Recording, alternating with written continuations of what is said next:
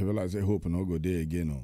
If we dey expect light for this country, I be like say, make we cancel one more.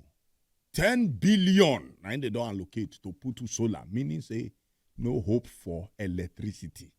If the highest hem of affair, they go for solar, and this same place, then get generator, then they budget for diesel, then they budget for petrol.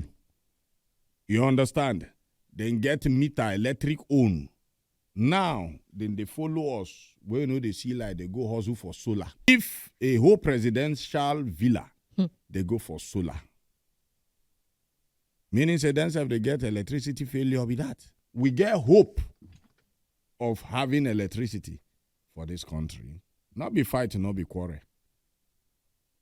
I beg, make we put him out for this matter. Chook mouth.